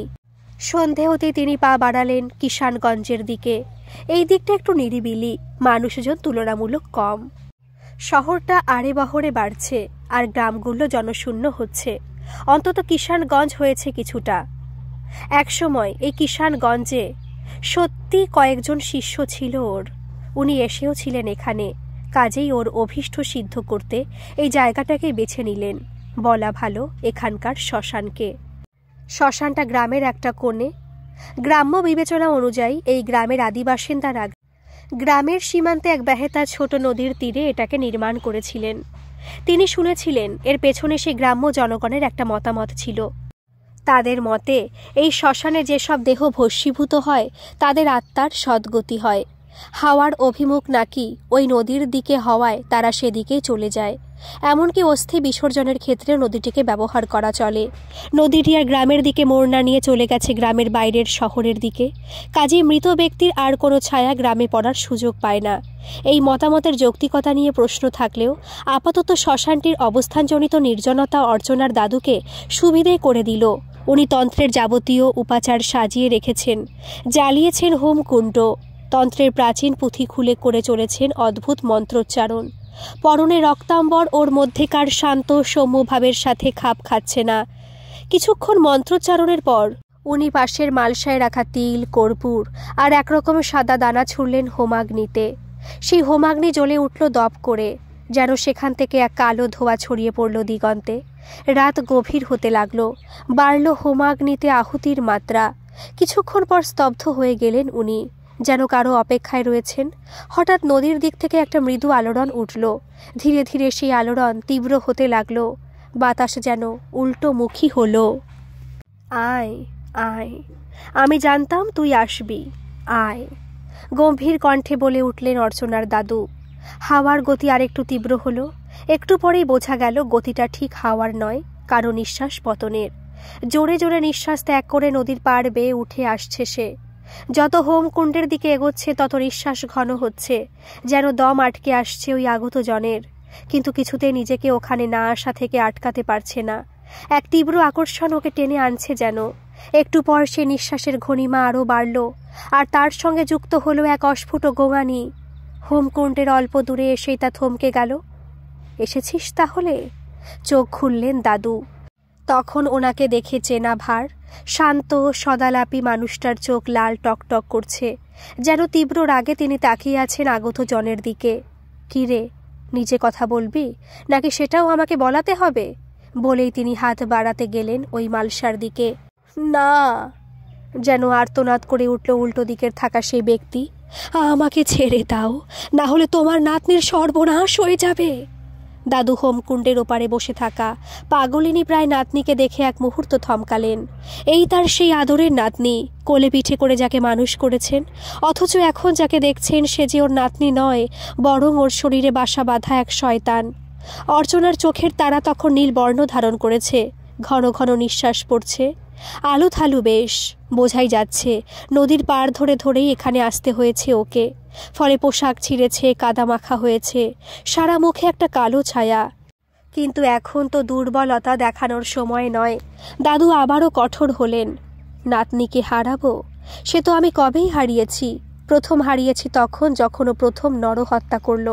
অবশ্য এখন জানতে পেরেছি সেটাই প্রথম নয়, তার আগেও সে নরহত্যা করেছে। তারপর হারালাম যখন ওর নিজের বাবা মাকেও নির্বিকারে হত্যা করল। অবশ্যই এই সব কিছুর পেছনে তুই, হ্যাঁ তুই। তোর পৈশাচিক শক্তির প্রভাবেই হিতাহিত জ্ঞান শূন্য হয়ে এসব কাজ করত আমার নাতনি। যেন ঠোঁটের কোণে একটু হাসি ফুটে উঠল অর্চনা, বা বলা ভালো অর্চনার দেহে বাসা বাঁধা ওই পিশাচির। আমাকে জাগালো কে? তন্ত্রগুরু। তুমি জানতে না তোমার তন্ত্রাচারের কুফল কি হতে পারে? জানতাম, তাই আমি এর প্রয়োগ ঘটাইনি কখনো। নিজেকে সীমিত রেখেছিলাম শিষ্যদের মন্ত্র দেওয়ার মধ্যেই। কিন্তু খড়ের গাদায় নিভন্ত দেশলাই ফেললেও তো আগুন লাগে গুরুদেব। তোমার তন্ত্র জাগিয়েছে আমাকে। আমি জেগে উঠে খুঁজতে শুরু করলাম আমার আশ্রয়, আর পেয়ে গেলাম তোমার নাতনিকে। আর তখন থেকে তুই বাসা বাঁধলি ওর মধ্যে। ও যত বড় হলো তোর শক্তি তত বাড়ল, ওর ক্ষতি করতে শুরু করলি তুই। আমার রক্ত পিপাসা মেটাতাম তাহলে কি করে? আমাকে আটকে রাখার সাধ্য কারণেই। আমাকে যারাই আটকাতে গেছে আমি তাদেরও আমার পথ থেকে সরিয়ে দিয়েছি। শয়তান পিশাচিনী, তোকে আটকাবো আমি। আমারই তন্ত্র সাধনা তোকে এখানে এনেছে, সেই সাধনাই তোর অন্ত ডেকে আনবে। আমার অন্ত? বলেই সেই আষ্টে পৃষ্ঠে বেঁধে থাকা গোঙানির মধ্যে যেন হেসে উঠল অর্চনা, বা বলা ভালো অর্চনার ভেতরের সে পিশাচিনী। মনে রেখো, আজ আমার আর তোমার নাতনির মধ্যে কোনো তফাৎ নেই, তাই আমাকে শেষ করতে গেলে তোমার নাতনিও শেষ হবে। জানি, তাও আমি আমাদের আদরের নাতনিকে ঠান্ডা মাথার খুনি হয়ে থাকতে দেব না, ওকে উন্মাদগ্রস্ত হতে দেব না আর। এ কথা বলেই আবারও শুরু করলেন মন্ত্রোচ্চারণ। এবার বিড়বিড় করে ছটফট করে উঠল অর্চনার দেহ, যেন কেউ অজস্র পিনে আবদ্ধ করছে ওকে। মাথা নাড়াতে লাগলো, গড়াগড়ি খেতে লাগলো মাটিতে। দাদু, আমাকে মেরো না প্লিজ। অর্চনার গলার আওয়াজে হঠাৎই চমকে উঠলেন বৃদ্ধ তন্ত্রজ্ঞ পুরুষটি। এক মুহূর্তের অসতর্কতা, সঙ্গে সঙ্গে আবারও খিলখিল শব্দে হাসতে হাসতে সেই পিশাচি উঠে দৌড়ে আসতে লাগলো বৃদ্ধের দিকে। তবে রে পিশাচিনী, আমার সাথে চলো না, বলে বৃদ্ধ তার হাতের বিশেষ মন্ত্রপুত উপকরণগুলি আর একটা তাবিজ মতো ছুড়লেন হোমাগ্নিতে। হোমাগ্নি লেলিহান শিখার মতো যেন আকাশ স্পর্শী হলো। হঠাৎই শোনা গেল এক গগনভেদী আর্তনাদ। ধোঁয়ার কুণ্ডলি পাকিয়ে উঠল, আর সেই কুণ্ডলি যেন আচ্ছন্ন করল আগুয়ান অর্চনাকে। যেন সে কুণ্ডলির ভেতরে লেগে গেল দক্ষ যজ্ঞ। একটু পরেই সব শেষ। হোমাগ্নি নিভে গেল, পরিবেশ শান্ত হলো, আর হোমকুণ্ডের ওপারে পড়ে রইল একটা নিথর দেহ, অর্চনার।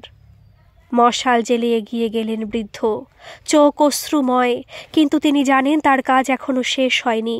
তিনি একটি বড় গাছের ডাল দিয়ে খুঁজতে লাগলেন হোমকুণ্ডের মধ্যে। একটু খোঁজাখুঁজি করতে বেরিয়ে এলো সেই তাবিজটা, ওই পিশাচির আত্মাকে আপাতত বিতাড়িত করলেও ওর অধিকৃত প্রিয় নাতনির আত্মাকে তিনি কাছছাড়া করতে চাননি। তাই ঝুঁকি নিয়েও আর নিজের সর্বোচ্চ তন্ত্রজ্ঞানটুকু কাজে লাগিয়ে তিনি কোনো মতে বন্দি করতে পেরেছেন নাতনির আত্মাকে এই তাবিজের মধ্যে। এটা তিনি ওর কাছেই রেখে দেবেন। প্রিয় নাতনিকে কাছে রাখার এর থেকে ভালো উপায় আর কিছু ছিল না তার কাছে। তাবিজটা হাতে নিয়ে তিনি পায়ে পায়ে এগিয়ে গেলেন মলিন হয়ে যাওয়া অর্চনার দেহটার দিকে। শেষবারের মতো দেখলেন প্রিয় নাতনির মুখশ্রী, তারপর নিজেই তাকে পাজাকোলা করে তুলে নিয়ে চললেন শ্মশানের আরও গভীর প্রান্তে। সাজিয়ে রাখা কাঠের চিতায় নাতনির দেহ দাহ করলেন অসহায় বৃদ্ধ দাদু। বিপুল স্তব্ধ হয়ে দাঁড়িয়ে রইল কিছুক্ষণ। ও যা শুনল তার থেকে হৃদয় বিদারী আর কোনো কিছু হতে পারে না।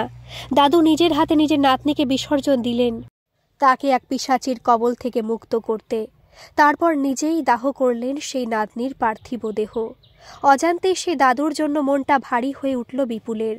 কিন্তু তাহলে এখন যে ওর বাড়িতে এসছে সে কে? অর্চনা মৃতা, ওর দেহ অধিকার করে থাকা পিশাচীয় দাদুর দ্বারা অপসৃত হয়েছে। তাহলে অর্চনার রূপ ধরে কে এলো ওর বাড়িতে? আর কেনই বা এলো? আজ শোনা সমস্ত ঘটনার সাথে ওদের তো কোনো সম্পর্ক নেই। তাহলে? ও জিজ্ঞাসু দৃষ্টিতে তাকালো বৃদ্ধের দিকে। বৃদ্ধের মুখটিও যেন থমথম করছে, তবে তিনিও যেন অপেক্ষা করছিলেন বিপুলের জন্য। ওকে একটু সামলে উঠতে দেখে বললে উঠলেন, তোমার মনে এখন কি জিজ্ঞাসা ঘুরছে তা জানি। সে উত্তর দেওয়ার জন্যই তো তোমাকে এখানে আনা হয়েছে। মন দিয়ে শোনো। আনা হয়েছে শব্দটা শুনে খটকা লাগলেও মুখে কিছু না বলে বিপুল তাকিয়ে রইল ওই বৃদ্ধ ব্রাহ্মণের দিকে। বিপুলকে এক দৃষ্টে তাকিয়ে থাকতে দেখে বৃদ্ধটি মৃদু হাসলেন। তারপরই স্থির দৃষ্টি নিবদ্ধ করলেন ওর দু চোখে। মাত্র কয়েক সেকেন্ড, কিন্তু তার মধ্যেই যেন বুঝে নিতে চাইলেন এরপর উনি যা বলবেন, বিশেষত যে কাজ সমাধান করতে বলবেন তা বিপুল করতে পারবে কিনা। হয়তো উত্তর পেলেন তার প্রশ্নের। তাই নীরবতা ভেঙে বলে উঠলেন, কিষানগঞ্জ নামটা শুনে তোমার কি কিছু মনে পড়ছে? এতক্ষণ বৃদ্ধটির বলা অবিশ্বাস্য কাহিনী এক মনে শুনছিল বিপুল। কাহিনীটি চিত্তাকর্ষক হলেও তার স্থানকাল সম্পর্কে ততটা ওয়াকিবহাল ছিল না ও। হয়তো এক আধবার স্থানটার নাম এসছে কাহিনীতে, তাইও অতটা গুরুত্ব দেয়নি। কিন্তু এখন এই বৃদ্ধের মুখে কিষানগঞ্জ নামটা শুনে ওর মনে কিছু আবছা স্মৃতি ভেসে এলো। কিষানগঞ্জ একটা ছোট্ট গ্রাম, শহর লাগোয়া হলেও জনবসতি বেশি ছিল না। সেখানেই আগে থাকতো বিপুল। ওর বাবা ছিল গ্রামের পুরোহিত। মাকেও ও দিনের অনেকটা সময় ঠাকুর ঘরেই দেখেছে। ও তখন খুবই ছোট। একটু মনে পড়ে ওর পরিবারকে সবাই খুব খাতির করত। দেখা হলেই নমস্কার বা প্রণাম জানাতো। ও ছোট বয়সে আদর পেত সবার কাছ থেকে। কিন্তু দিন তো সমান যায় না। হঠাৎ করেই ওর মার মুখে চিন্তার কালো ছায়া দেখা গেল। ও অত না বুঝলেও প্রাণচঞ্চল মাকে মুষড়ে পড়তে আর ওকে মাঝে মাঝে আঁকড়ে ধরতে দেখেছে। বাবার চোখেও মাঝে মাঝে দেখেছে বিষণ্ণতা আর জল, যেন বাচ্চাকে দূরে রেখে আসতে হবে বলে প্রস্তুত হলেও মন মানতে চাইছে না। একদিন মা ওকে একটা বেশ বড় তাবিজ পরিয়ে দিয়েছিল কোমরে। পই পই করে বলেছিল, যাই হয়ে যাক এই তাবিজ কখনো খুলবি না। তখন অত কিছু না বুঝলেও মার এই নির্দেশ ও অক্ষরে অক্ষরে পালন করে চলেছে আজও। অজান্তেই একবার বিপুলের হাত চলে গেল কোমরে। যেন তাবিজটাকে ছুঁয়ে মার কথাই মনে পড়ল ওর। হঠাৎই একদিন বাড়িতে যেন তোড়জোড় পড়ে গেল। মার গুরুদেব আসবেন, কিন্তু এ তো আনন্দের কথা। তবে তোড়জোড়টা কোনো আনন্দের উৎসবের মতো হচ্ছিল না। বাবা প্রায় সারাদিনই বাইরে থাকলেন, কোথায় তা বিপুল জানে না। মা হঠাৎ করে বিপুলের জামাকাপড় ও আনুষঙ্গিক জিনিসপত্র গোছতে লাগলেন। কিছুক্ষণ পর এক দূর সম্পর্কের কাকা এলেন বিপুলের বাড়িতে। বাবাও ফিরে এলেন সেই সময়ই। কাকাকে যাবতীয় জিনিসপত্র সহ বিপুলকে সঙ্গে দিলেন দুজনে। বাবা শুধু বললেন, সাবধানে রাখিস, সাবধানে থাকিস। মা কোনো কথা বললেন না, শুধু বিপুলের মাথায় একবার হাত বুলিয়ে কপালে চুমু খেয়ে হাতটা ছেড়ে দিলেন কাকার হাতে। কাকাও কিছু না বলে বিপুলকে নিয়ে চলল নিজের সাথে। বিপুলও ঘটনার আকস্মিকতায় বা অন্য কোনো অজানা কারণে মা বাবাকে ছাড়া কাকার সাথে চলে যাচ্ছে দেখেও কোনো উচ্চবাচ্য করল না। ঘাড় ফিরিয়ে দেখল মা বাবা যেন পাষাণ মূর্তির মতো দাঁড়িয়ে আছেন বাড়ির দরজায়। আজ এতগুলো বছর পরে আবার বাবা মার মুখ মনে পড়ায় বিপুলের দু চোখ বেয়ে জল গড়িয়ে পড়ল। সেই কাকাই তাকে এক বোর্ডিং স্কুলে ভর্তি করান। বাবা মার কথা জিজ্ঞেস করলে বলতেন ওর ভবিষ্যতের কথা ভেবে ওরাই নাকি ওকে বোর্ডিং স্কুলে ভর্তি করতে বলেছেন। তবেও চলে আসার পরপরই নাকি হঠাৎ ওদের বাড়িতে আগুন লাগে। কিছুক্ষণের মধ্যেই সব শেষ। কাকাও নাকি গিয়ে কিছু পাননি। খুব কেঁদেছিল বিপুল। বাবা মাকে শেষ দেখাটাও দেখতে না পাওয়ার শোকে পাথর হয়ে গিয়েছিল। তারপর সময়ের মলমে আস্তে আস্তে শুকিয়েছিল সেই ক্ষত। পড়াশোনা করে আজ বিপুল নিজের পায়ে দাঁড়িয়েছে। সেই কাকাও গত হয়েছেন। আজ বিপুলের নিজের বলতে শুধু ওর পরিবার। কিন্তু এই বৃদ্ধ হঠাৎ কিষানগঞ্জের কথা টানলেন কেন? আর ওর বলা কাহিনীর কিষানগঞ্জের সঙ্গে বিপুলের আদি গ্রামের কি সংযোগ? কিছুই বুঝতে না পেরে বিপুল আবারও বৃদ্ধের দিকে চাইল। তোমাকে কিষানগঞ্জের ব্যাপারে বলছি, আগে সেই দাদুর কাহিনীটা শেষ করি। দাদু তো নাতনির আত্মার অংশ বুকে করে ফিরলেন বাড়িতে। তার সাধনার ঘরে তাকে যত্ন করে রেখেও দিলেন। মন খারাপ হলে তিনি সেই বিশেষ তাবিজটা বের করতেন, মনে মনে কথাও বলতেন। এভাবেই চলছিল। বছরখানেক পরে হঠাৎ তিনি একটু পরিবর্তন লক্ষ্য করলেন। বাতাস যেন একটু একটু ভারী হয়ে আসছে। একটা গুমোট ভাব যেন ঘিরে রয়েছে বাড়িটাকে। তার স্ত্রীও জানালেন তিনিও বাড়িতে অস্বস্তি অনুভব করছেন, যেন কেউ নজর রাখছে তাদের ওপর। বাইরে গেলে সব ঠিকঠাক, কিন্তু বাড়িতে ঢুকলেই সব কেমন যেন আবদ্ধ হয়ে আসছে। এমনই একদিনে বিচলিত দাদু সে বিশেষ তাবিজটা বের করলেন। তাবিজটাকে দেখে চমকে উঠলেন উনি। তাবিজে কেমন যেন কালো ছোপ ছোপ দাগ। এমনটা তো হওয়ার কথা নয়। তার মন ঘু ডাকল। তিনি ক্যালেন্ডারের দিকে তাকালেন আর হিসেব কষে নিলেন। আর 5 দিন পরেই নাতনির মৃত্যুবার্ষিকী। আবার সে কাল অমাবস্যা ফিরে আসছে। তাহলে কি গুমোট ভাবের সাথে এর কোনো যোগ আছে? তবে কি? ওর সাধক তন্ত্রাচারী মন কেঁপে উঠল অজানা আশঙ্কায়। এও কি সম্ভব? হ্যাঁ সম্ভব, অবশ্যই সম্ভব। আর তাই তো তিনি ওই পদক্ষেপ গ্রহণের আগে বহুবার ভেবেছিলেন। কিন্তু অবশেষে জিতে গিয়েছিল তার হৃদয়। পিশাচিটি দীর্ঘদিন ধরে দখল করেছিল অর্চনার দেহ। দেহের সঙ্গে সঙ্গে সে দখল নিয়েছিল অর্চনার আত্মারও। উনি বিচ্ছিন্ন করতে চেয়েছিলেন দুই সত্তাকে। নাতনিকে করতে চেয়েছিলেন সেই তাবিজটায় বন্দি। কিন্তু তিনি জানতেন এর একটা মারাত্মক ফলও হতে পারে। পিশাচির আত্মা আবারও নাতনির আত্মার টানে ফিরে আসতে পারে, লণ্ডভণ্ড করে দিতে পারে সবকিছু। এ তো তারই অশনি সংকেত। উনি বুঝলেন এবার আর নিস্তার নেই। তিনি নিজেদের নিয়ে ভাবেন না।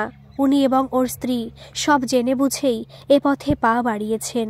কিন্তু ওর প্রিয় শিষ্যা ও তার পরিবার, যারা নিঃস্বার্থভাবে এক দাদুর আর্ত আকুলতায় সাড়া দিয়েছিল, নিজের সাজানো পরিবারকে ঘোর বিপদের মুখে ঠেলে দিয়েছিল, ওরাই তো দাদুর জন্য, যিনি ওদের গুরুদেব, সংগ্রহ করেছিল বহু উপাচার। এমনকি চিতাও সাজিয়ে দিয়েছিল ওরাই। নাতনিকে পার্থিব জগৎ থেকে বিদায় দেওয়ার পর ওরাই তাকে সান্ত্বনা দিয়েছিল, সামলেছিল কৃতজ্ঞতাবশত। ও হয়তো আগত অজানা বিপদের আশঙ্কায় তিনি তাদের পরিবারের জন্য গড়ে দিয়েছিলেন এক বিশেষ মন্ত্রপুত তাবিজ, যা ওদেরকে বাঁচাবে সব বিপদ থেকে। কিন্তু এ বিপদ যে একেবারে দোরগোড়ায় চলে এসেছে। পিশাচি এখন আগের থেকেও ভয়াল।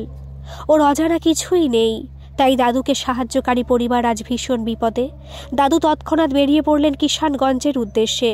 সব কিছু জানালেন শিষ্যা ও তার স্বামীকে। ওরাও ভয় পেল। তার থেকেও বেশি ভাবিত হলো নিজেদের সন্তানের কথা ভেবে। দাদুই ওদের পথ বাতলালেন। তুমি সন্তানকে দূরে পাঠিয়ে দাও, আমার তাবিজটা সাথে দাও ওর। আমি তোমায় কথা দিচ্ছি, আমার জন্যই আজ তোমাদের এই দুর্দশা। তোমার সন্তান যদি কখনো বিপদে পড়ে, তবে আমি যেখানেই থাকি না কেন তোমার সন্তানকে উদ্ধার করবই। গুরুদেবের এই আশ্বাসেও কি আর বাবা মার চিন্তা কমে?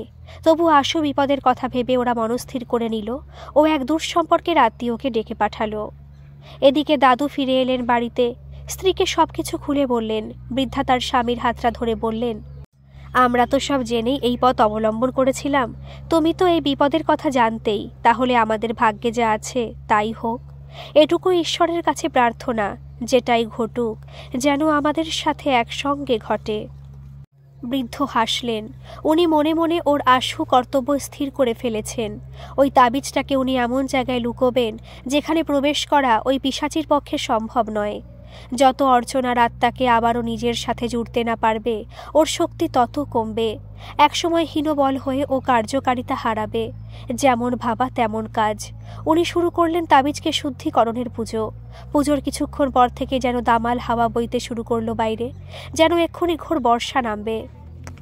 তিনি আর চোখে দেখলেন বাইরে মেঘের ঘন ঘটা, আর তার মাঝ থেকে একটা ধোয়ার কুণ্ডলি যেন পাকাতে পাকাতে আসছে তার বাড়ির দিকেই। তিনি তাবিজটাকে হাতে নিলেন, সঙ্গে গঙ্গা জলের কমণ্ডলু। ঠিক সেই সময় ঘরের মধ্যে যেন আছড়ে পড়ল সাইক্লোন, আর তার সঙ্গে শোনা গেল সেই পরিচিত খিলখিলে হাসি। কি গুরুদেব, কি ভেবেছিলে আমাকে দূরে সরিয়ে রাখবে? পারবে না, তোমার নাতনির আত্মার সাথে জুড়ে আছি আমি। তুমি কেবল সাময়িক বিচ্ছিন্ন করেছিলে আমাদের, আজ ওই আত্মাকে আবার আমার সাথে জুড়ব, তারপর নতুন কায়ায় শুরু হবে পুরনো খেলা। আর তোমার পাপের উপযুক্ত শাস্তি পাবে তুমি, না শুধু তুমি নও, তোমার পরিবার আর তোমাকে সাহায্যকারী ওই ঠাকুর মশাইয়ের পরিবারও। দাদু কিচ্ছু না বলে স্ত্রীর দিকে একবার তাকালেন। স্ত্রীর হাতে গঙ্গা জলের কমণ্ডলু দিয়ে কানে কানে একটা ছোট মন্ত্র বলেই মুখ ঘুরিয়ে দ্রুত ঢুকে গেলেন ঠাকুর ঘরে। তার স্ত্রী সেই কমণ্ডলু নিয়ে সেই মন্ত্রোচ্চারণ করতে করতে একটু একটু করে গঙ্গা জল ছিটোতে লাগলেন চারিদিকে। এদিকে তখন চারিদিক থেকে উঠে আসছে হিস হিসে গলার স্বর, সরে যাও, সরে যাও, এভাবে কতক্ষণ আটকাবে আমায়, সরে যাও। অদ্ভুত স্থিরমতি বৃদ্ধা। উনি স্থির থেকে কমণ্ডলু থেকে অল্প অল্প জল ছিটিয়ে চললেন। ওদিকে দাদুও ঠাকুর ঘরের মধ্যে এক বিশেষ কোণায় গর্ত করে পুঁতে রাখতে লেগেছেন সেই তাবিজটা। এখানে ঢুকতে পারবে না ওই পিশাচি। তাবিজটাকে এই মুহূর্তে নষ্ট করা যাবে না, তাহলে ওর মধ্যে থাকা অর্চনার আত্মাও বেরিয়ে আসবে, আর পিশাচি সেটাই চায়। কাজ সম্পূর্ণ করেই উনি বেরিয়ে এলেন ঘর ছেড়ে। এখন উনি ভারমুক্ত, তার স্ত্রী ততক্ষণে অবসন্ন হয়ে পড়েছেন। উনি স্ত্রীর কাঁধে হাত দিয়ে দাঁড়ালেন, তারপর শেষ আচমনের জলটুকু হাতে নিয়ে ওং সোয়াহা বলে ছড়িয়ে দিলেন আশেপাশে। কয়েক মুহূর্ত সব চুপচাপ। তারপরই গগনভেদী চিৎকার করে বৃদ্ধ দম্পতির দিকে যেন ছুটে এলো এক ঝোড়ো হাওয়ার দাপট। মুহূর্তে প্রাণবায়ু বেরিয়ে গেল তাদের। এতখানি বলে যেন খানিকটা হাঁপিয়ে গেলেন বৃদ্ধ। উত্তেজনায় থরথর করে কাঁপছেন তিনি। বিপুল আশঙ্কিত চিত্তে শিউরে উঠছে। এ কার পাল্লায় পড়েছে ওরা? কিভাবে এর থেকে মুক্তি পাবে ওরা? আবারও জিজ্ঞাসু দৃষ্টিতে তাকালো বিপুল। বৃদ্ধটিও যেন কিছুটা শান্ত হয়েছেন। বললেন, বুঝতেই পারছো, সে পিশাচি আবার এসছে তোমাদের কাছে। আজ সেই কাল অমাবস্যা, বহু বছর বাদে আবার এমন মহাজাগতিক যোগ দেখা গেল। এই ওর শেষ সুযোগ সেই তাবিজটাকে বের করার, আর তোমার কাজ যাতে ও ওটা খুঁজে না পায় তার ব্যবস্থা করা, আর খুঁজে পেলে ওটাকে নষ্ট করে দেওয়া। যদি ওটাকে নষ্ট করে দেওয়াই যায় তবে দাদু করলেন না কেন? বুদ্ধির বিভ্রম ঘটেছিল, বা বলতে পারো মরণ আসন্ন অবস্থায় মাথা কাজ করছিল না। সামান্য গঙ্গা জল আর এক বিশেষ মন্ত্রোচ্চারণেই যা সম্ভব, তা যে কেন করলাম না সেদিন। করলাম না মানে আপনি? ধীরে ধীরে মুখ তুলে চাইলেন বৃদ্ধ। হ্যাঁ বাবা, আমি অর্চনার সেই হতভাগ্য দাদু আর তোমার মায়ের গুরুদেব অদ্বৈত ভট্টাচার্য। এই আমার জন্যই তোমাদের পরিবারটাও ছাড়খাড় হয়ে গেল। তোমাকে ওই মন্ত্রপুত তাবিজ পরিয়ে মা বাবা পাঠিয়ে দিলেন দূরে, আর নিজেরা অপেক্ষা করলেন অবশ্যম্ভাবী নিয়তির। পিশাচি ওদের ছাড়ল না, আগুনে ভস্মীভূত করল ওদের। বাকরুদ্ধ হয়ে পড়েছে বিপুল, শুধু অস্ফুটে বলল, আমাকে এখানে আনা হয়েছে বলতে? তোমার মাকে যে কথা দিয়েছিলাম বাবা, তোমার কোনো অনিষ্ট হলেই তোমাকে উদ্ধার করব, তোমাকে এখনো বাঁচিয়ে রেখেছে ওই তাবিজ। তবে তোমার পরিবার এখনো বিপদে। আমি আর ইহজগতে নেই, তাই এর থেকে বেশি সাহায্য তোমায় করতে পারবো না। তোমাকেই বাকি কাজটুকু করতে হবে। হয়তো অদৃষ্টের এটাই ইচ্ছা, নইলে শহরের এত বাড়ি থাকতে তুমি ওই বাড়িটাই বা কিনবে কেন? আর কিছু বলতে পারল না বিপুল। তার মাথা টলমল করছে, জ্ঞান হারাচ্ছে সে। চোখ বোঝার আগে সে শুধু শুনতে পেল, মনে রেখো, হয় ওই তাবিজটা থেকে ওকে দূরে রেখো, নইলে তাবিজটাকে নষ্ট করে ফেলো। মন্ত্রটা তোমারই বীজ মন্ত্র, যা তোমার কাকা তোমাকে দিয়েছেন তোমার মার আগে বলা নির্দেশে। চোখ খুলতে বিপুল দেখল সে একটা স্যাঁতসেঁতে জায়গায় পড়ে আছে। মাথাটা ভারী ভারী লাগছে, নিঃশ্বাস তখনও ঘন হয়ে পড়ছে। একটু পরে বুঝতে পারল পরনের জামা প্যান্টও ভেজা। হাতে ভর দিয়ে উঠে দাঁড়ালো বিপুল। চোখটা একটু সয়ে যেতে বুঝলো ও এখন আছে ওর বাড়ির বেসমেন্টে। ওই তো বাড়ির সাধের বাগানটা, যত্ন আত্তি করার জিনিসপত্র পড়ে আছে একটা কোনায়। পরে সময় সুযোগ পেলে একটা 4 চাকা কিনবে বলে ভেবে রেখেছিল, তাই বেসমেন্টটা মোটামুটি পরিষ্কারই রাখে। কিন্তু এখন বুঝছে সেখানে জল জমেছে। ভালো বৃষ্টি হলে এই নিচু বেসমেন্টে কিছুটা জল জমে। তবে ঢালু থাকায় ড্রেন দিয়ে বেরিয়েও যায়। এবারও বোধহয় তাই হয়েছে, তবে ভেজা ভাবটা আছে। উঠে দাঁড়াতে গিয়ে আরেকবার মাথাটা টলে উঠল বিপুলের। ও পাশের দেওয়ালে ভর দিয়ে 1 মিনিট দাঁড়ালো। তারপর একে একে ওর সব কথা মনে পড়ে গেল। ওর সুখী পরিবারের কথা, অর্চনা নামের একটি মেয়ের অতিথি হিসেবে আসার কথা, পাল্টানো পরিস্থিতির কথা, অর্চনার জীবনের কথা, ওর দাদুর বলা অবিশ্বাস্য কাহিনীর কথা। দাদু মানে ওই বৃদ্ধ ভদ্রলোকটি মারা যাওয়ার পরও কিভাবে বিপুলকে এতগুলো কথা বলতে পারলেন? বিপুল ওর বাবা মার মৃত্যুর যে কারণ শুনল তা কি ঠিক জানে না ও। ওর মন মানতে না চাইলেও এখন সব কথাগুলোকে সত্যি বলেই ভাবছে ও। ওর এখন একটাই কাজ, পরিবারকে বাঁচানো। কিভাবে সে জানে না, শুধু জানে বাঁচাতেই হবে। আস্তে আস্তে সিঁড়ি বেয়ে ওপরে উঠে এলো বিপুল। আকাশে চাঁদ নেই বোধহয়, থাকলেও দেখতে পেত না। আকাশ আজ মেঘাচ্ছন্ন, হয়তো আবার বৃষ্টি নামবে। তারাগুলো মুখ লুকিয়েছে মেঘের আড়ালে। এমন নিকষ অন্ধকার মনে হয় কখনো দেখেনি বিপুল, বা হয়তো দেখেছে, কিন্তু ওর আলোকোজ্জ্বল জীবনে তার উপস্থিতি অনুভব করেনি। ওর জীবনের এই আলোর উৎস ওর স্ত্রী অনু আর ছোট্ট মণি, আর আজ ওদের জীবনে বিপন্ন। ওদের বাঁচাতেই হবে যে কোনো মূল্যে। ওপরে উঠে হাতড়াতে হাতড়াতে সুইচ বোর্ড খুঁজে পেল। যা ভেবেছিল কারেন্ট নেই। অন্ধকারে চোখ অনেকটাই সয়েছে, তাছাড়া এ তার নিজের বাড়ি, তাই মোটামুটি স্বচ্ছন্দেই ও আস্তে আস্তে উঠতে লাগলো দোতলায়, মনির স্টাডি রুমের দিকে। ওখানেই ও শেষ দেখেছিল ওর পরিবারকে। একটা একটা করে সিঁড়ি উঠছে আর দম বন্ধ হয়ে আসছে, যেন কোনো কিছুর অস্তিত্ব ওর নাকে ঝাপটা মারছে। তবুও কোনো কিছুকে পাত্তা না দিয়ে আরও 2টো সিঁড়ি উঠল। হঠাৎ অন্ধকারে পাশ থেকে কে যেন বলে উঠল, বিপুল। শির দাঁড়া দিয়ে যেন ঠান্ডা স্রোত নেমে গেল বিপুলের। গলার স্বরের মধ্যে একটা মাদকতা ছিল, অল্পক্ষণের জন্য আচ্ছন্ন করে ফেলল ওকে। কোথায় গিয়েছিলে বিপুল? এদিকে আমি যে হাপিত্তেশ করে বসে আছি তোমার জন্য। চোখ ঘোরাতে নজরে পড়ল অর্চনাকে। চোখ দুটো নীলাভ, দেওয়ালে ঠেস দিয়ে লাস্যময়ী ভঙ্গিতে দাঁড়িয়ে আছে ও। ওকে এখন কি নামে ডাকা উচিত বিপুলের? ও কি অর্চনা নাকি সেই পিশাচি? অর্চনার দেহ তো ওর দাদু দাহ করেছিলেন, আর আত্মা নাকি বন্দি করে রেখেছিলেন কোনো একটা তাবিজে। এ তাহলে অর্চনা কিভাবে হবে? কি ভাবছ বিপুল? জানো, এ এক অদ্ভুত ব্যাপার। আমার মায়াজাল কেটে বেরোতে পারেনি কেউ আজ পর্যন্ত, অথচ আজ তোমাকে কিছুতেই বশে আনতে পারলাম না। তুমি কি দিয়ে তৈরি বলো তো? বিপুল জানে এই আদরে গলার মধ্যে লুকিয়ে আছে পৈশাচিকতা, তাই সে দাঁতে দাঁত চেপে জিজ্ঞেস করল, অনু আর মণি কোথায়? উফ, ছাড়ো তো ওদের কথা, একটু নিজের কথা ভাবো। ভাবো আমার কথাও, ভাবো আমাদের কথা। ওরা দুজন কোথায়? আবারও কেটে কেটে বলল বিপুল। ওরা কোথায়? ওদের আমি সরিয়ে দিয়েছি। না না, একেবারে সরাইনি। তবে তুমি যদি আমার কথা না শোনো তবে একেবারেই সরিয়ে দেব। আচ্ছা বিপুল, তখন ওই ঝড়ের ধাক্কায় তুমি পড়ে গেলে, কোথায় গিয়েছিলে বলো তো? যাকে আমি বশে আনতে পারলাম না তাকে ওই হাওয়ার ঝাপটা কোথায় ভাসিয়ে নিয়ে গেল? কোথায়? আমি শেষবারের মতো জিজ্ঞেস করছি, আমার পরিবার কোথায়? চোখ দুটো যেন জ্বলে উঠল অর্চনারূপী পিশাচির। পরিবার?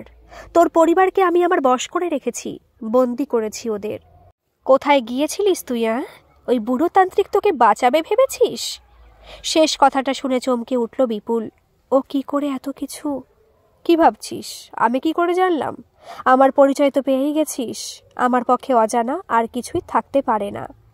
আত্মার কাছে সবই জ্ঞাত, কিন্তু তাও আমি কিছু করতে পারবো না, কারণ আত্মা হয়ে আত্মার ক্ষতি আমি করতে পারবো না।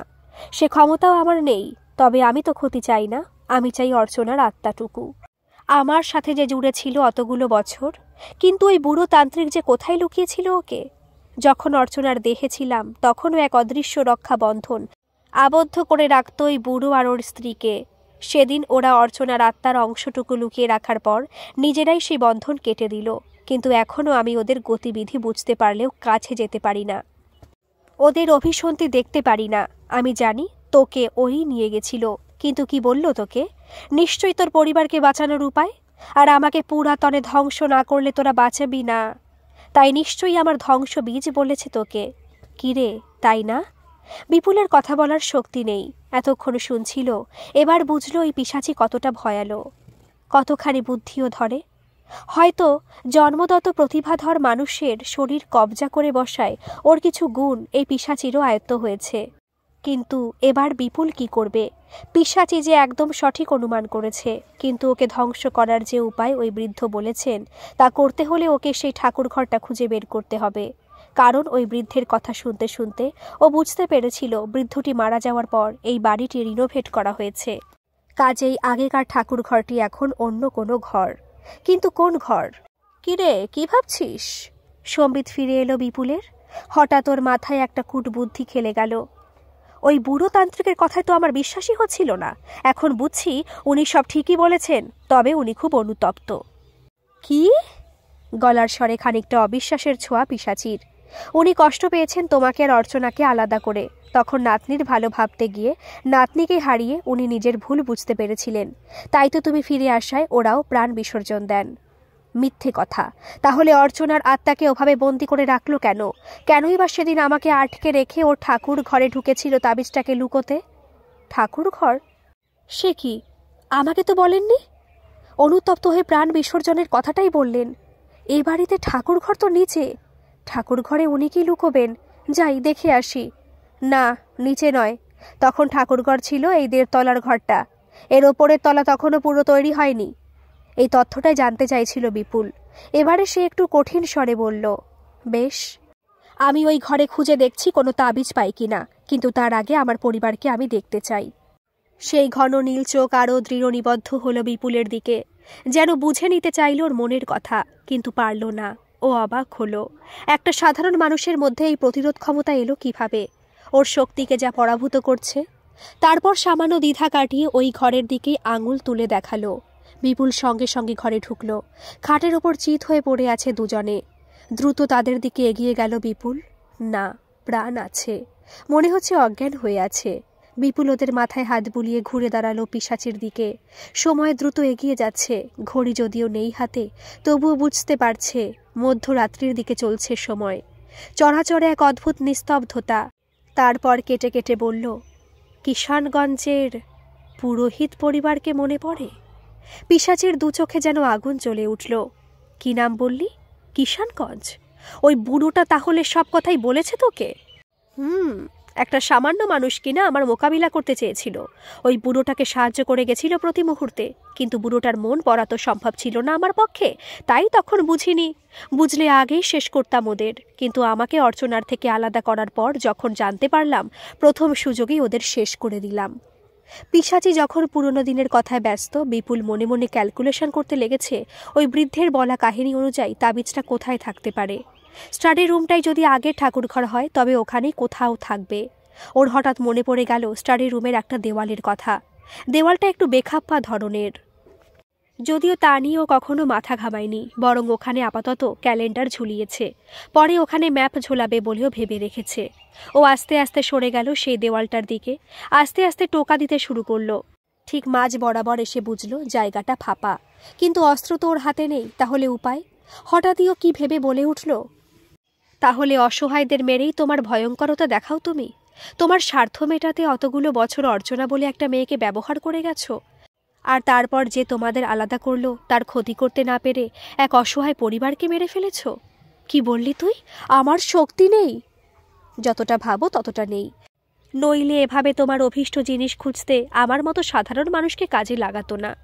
একটা বৃদ্ধ তন্ত্রজ্ঞ পণ্ডিতের এতই তেজ যে একটা আত্মা হয়েও তুমি তার কাছাকাছি পৌঁছতে পারো না।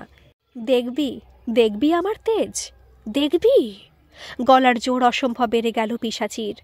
এক ঝটকায়ও ঘরে টেবিলটাকে ছুঁড়ে মারল বিপুলের দিকে। টেবিলটা ধাক্কা মারল বিপুলকে। জোর আঘাতে বিপুল গিয়ে পড়ল ওই দেওয়ালটার ওপর।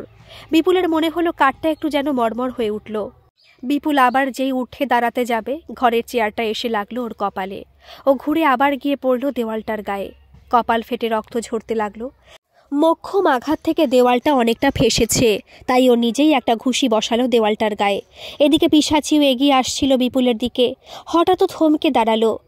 ততক্ষণে বিপুল ওই ফেটে যাওয়া দেওয়ালের অংশে হাত ঢুকিয়ে বার করে এনেছে এক পুরনো জং ধরা তামার তাবিজ। ও বুঝে গেছে এটাই সেই মন্ত্রপুত তাবিজ, যাতে বন্দি আছে অর্চনার আত্মার অংশ। তাবিজটা তুলে ধরতেই থমকে গেল পিশাচি। ও যেন নিজের চোখকে বিশ্বাস করতে পারছে না। ও হাত বাড়িয়ে দিল বিপুলের দিকে। এতদিনে আমার আশা পূর্ণ হবে, এতদিনে। দে, ওটা আমাকে দে। দেব দেব, এত তাড়া কিসের? এর মধ্যে কি আছে বলো তো? অর্চনার আত্মার অংশ, যাকে ছাড়া তুমি অচল, যার জন্য এত বছর পরেও এত খোঁজাখুঁজি, অন্যের ক্ষতি করার এত শখ। বলতে বলতেই দরজা দিয়ে বাইরে বেরিয়ে এসছে বিপুল। ও ভেবে নিয়েছে ওকে কি করতে হবে। ওটা নিয়ে কোথায় যাচ্ছিস? আমাকে দে। দম থাকলে কেড়ে নাও। আমি জানি আমার গায়ে তুমি হাত দিতে পারবে না, কারণটাও জানি। অর্চনার দাদুর দেওয়া সে মন্ত্রপুত তাবিজ, উনি আমার রক্ষা কবচ হয়ে আছেন এখনও। কে তুই? কে? যে পুরোহিত পরিবারকে তুমি পুড়িয়ে মেরেছিলে, আমি ওদের ছেলে। অর্চনার দাদু দূরদৃষ্টি সম্পন্ন ছিলেন, তাই আগে থেকে আমার রক্ষা কবচের ব্যবস্থা করে গেছিলেন। তাই আমার কাছে পৌঁছতে পারোনি তুমি, কিন্তু আজ তোমার নিয়তি তোমাকে আমার কাছে এনেছে। বলতে বলতে নিচে নেমে এসেছে বিপুল। এবার একটানে ঠাকুর ঘরে দরজা খুলে ভেতরে ঢুকে পড়ল। হাতে নিল গঙ্গা জলের জ্যারিকেন। হঠাৎ বাবা আর বিপুল শব্দ শুনে বাইরে বেরিয়ে এলো। দেখলো অনু আর মনে শূন্যে ঝুলছে, আর পিশাচি ওদের মাঝে দাঁড়িয়ে আছে। বিপুলকে দেখে খিলখিল করে হেসে উঠল। তুই বোধহয় ভুলে যাচ্ছিস, তোর পরিবার আমার হাতের মুঠোয়। ওই তাবিজটা দে আমায়, নইলে তুমি ওদের কিচ্ছু করতে পারবে না। এক সম্মোহনী শক্তি ছাড়া তুমি এখন দুর্বল। আজ সেই কাল অমাবস্যা, আজই তোমার চিরমুক্তি ঘটবে, আর তা ঘটাবো আমি। বলেই গঙ্গা জলের জ্যারিকেনে ঢাকনা খুলেই তাবিজটা তার মধ্যে ফেলে দিল বিপুল।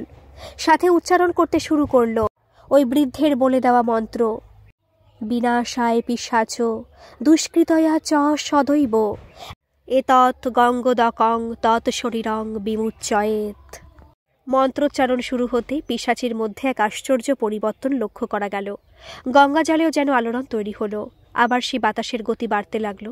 অনু আর মণিও যেন শুকনো পাতার মতো নিচের দিকে পড়তে লাগলো। শেষমেশ ওরা এসে পড়ল সোফাটার ওপর। পিশাচির চোখের নীল ভাবটাও যেন অস্তমিত হয়ে আসছে। না না বলে একটা অস্ফুট ধ্বনি বেরোলো পিশাচির গলা থেকে। বিপুল কিন্তু মন্ত্রোচ্চারণ থামায়নি, ও ক্রমাগত করে চলেছে সে উচ্চারণ স্পষ্টভাবে। হঠাৎই জ্যারিকেনটা ফেটে গেল। পিশাচিও যেন উবে গেল বিপুলের চোখের সামনে থেকে। হাওয়াও গেল থমকে। বিপর্যস্ত বিপুল হাঁটু গেড়ে বসে পড়ল মাটিতে। ওর সারা শরীর যন্ত্রণায় কাতরাচ্ছে। ফাটা কপাল থেকে রক্ত পড়া বন্ধ হলেও যন্ত্রণা হচ্ছে প্রচণ্ড। সেই মুহূর্তেও ও হামাগুড়ি দিয়ে এগিয়ে গেল সোফাটার দিকে। ওখানে পড়ে আছে অনু আর মণি। দুজনেরই চোখ আস্তে আস্তে খুলছে। চোখ পুরোপুরি খুলেই ওকে দেখেই দুজনেই জড়িয়ে ধরল ওকে। অনু বলে উঠল, ওটা কি ছিল বিপুল? একটা দুঃস্বপ্ন। আকাশে তখন ভোরের আলোর রেখা ফুটে উঠেছে। গল্পটি কেমন লাগলো একটা কমেন্ট করে জানাবেন, আর ভালো লাগলে একটা সাবস্ক্রাইব করে দেবেন। ধন্যবাদ।